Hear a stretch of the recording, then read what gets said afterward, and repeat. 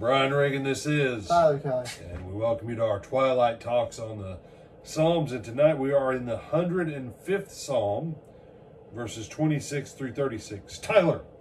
He sent Moses his servant, and Aaron whom he had chosen. They performed his signs among them and wonders in the land of Ham. He sent darkness and made it dark, and they did not rebel against his word. And they did not, or they did? And they did not rebel against his word. Okay. He turned their waters into blood and killed their fish. Their land abounded with frogs, even in the chambers of their kings. He spoke, and there came swarms of flies, and lice in all their territory. He gave them hail for rain, and flaming fire in their land. He struck their vines also, and their fig trees, and splintered the trees of their territory.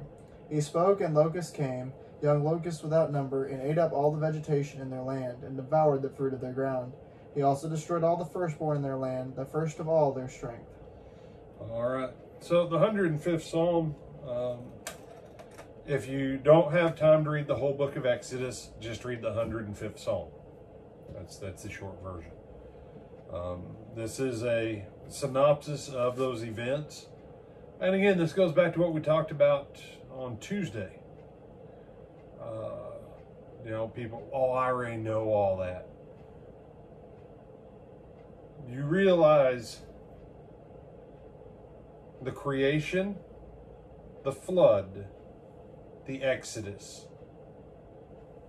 Those three events, God retells and drives the point home over and over and over and over again. The New Testament, the resurrection, the resurrection, the resurrection.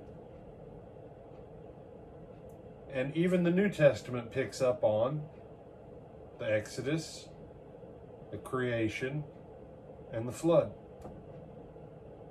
Those you say, well, why keep making the point about it? I don't know. How many years that you've been alive, Tyler, that you have memory of, have you celebrated the 4th of July? All of them. All of them. But you already know that back in 1776, a bunch of hip guys that sometimes liked to wear wigs that were powdered got together on a warm day in Philadelphia and they said, hey, let's pick a fight with our home country and rebel. And we'll start a new country that we think we can do better.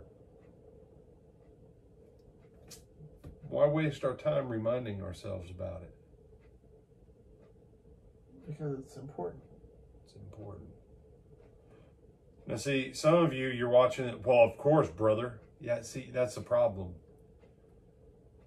We understand why our country is like it is right now, is because so many people don't actually know anything about our history. And the people who do, they're like, we need to make sure that they know, otherwise they're going to forget. But then those same people will come to church a lot of times, and they're like, look, brother, we already know all this. Yeah, no, you don't. I don't care if a kid took, the basics of the Constitution in 4th grade. They need it again in 5th grade and 6th grade and 8th grade and 10th grade and 12th grade. And they needed it every grade in college. And it not being taught by some libtard nut job communist pretending to teach the Constitution. Well, same thing with your Bible. Why come back to the Exodus? Because frogs did come. Flies did come. Lice did come.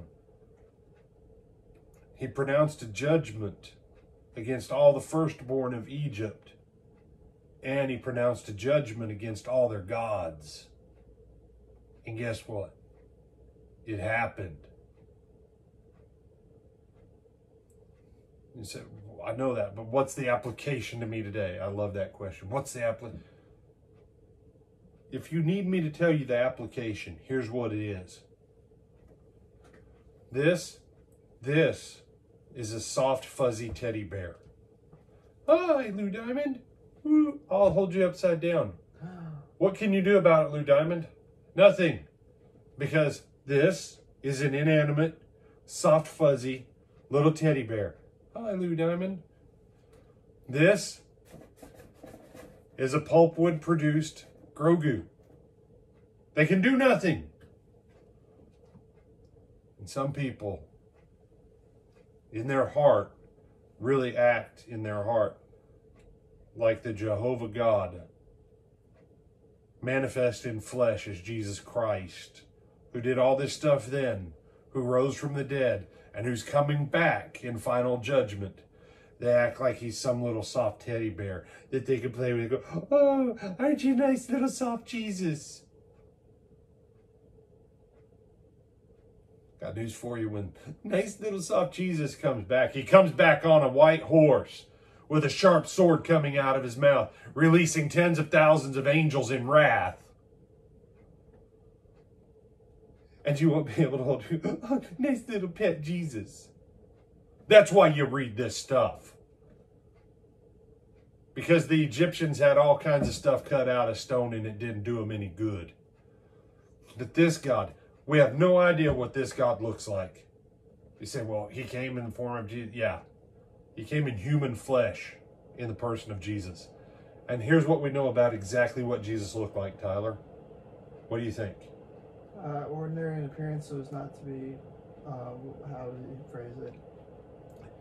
Yeah, he wasn't Hollywood handsome so that everybody wants to go to him because he's so good looking and nice in his speech. That's what Isaiah 53 says.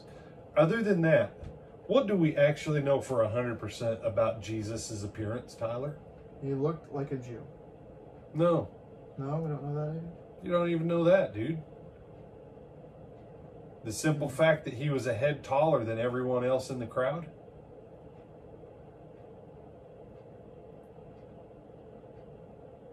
Have you never noticed how Jesus is taller? Not off the top of my head. Okay.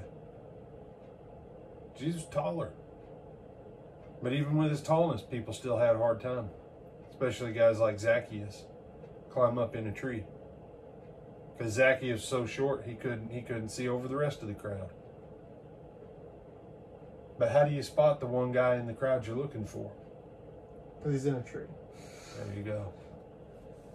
You know. We know absolutely nothing. You don't know if his hair was black, if it was brown, if it was curly, if it was straightish. He might have been one of the light-skinned Jews. He might have been one of the dark olive-skinned Jews. You don't know. That's why all this racist garbage. The devil used that to distract people from this truth. He is the almighty creator manifest in human flesh, and he's the judge of all the earth. And what he did then is going to pale in comparison to what's coming in the future. That's why you study these things. To remind yourself, God's not your pet. He's your Lord. So, with that, I'm Brian Reagan. This is Tyler Kelly. Do you have anything else you want to add? No, sir. You sure you don't want a pet, Lou Diamond? All right, because you can pet a teddy bear. You can't tame the eternal God. And with that, good night.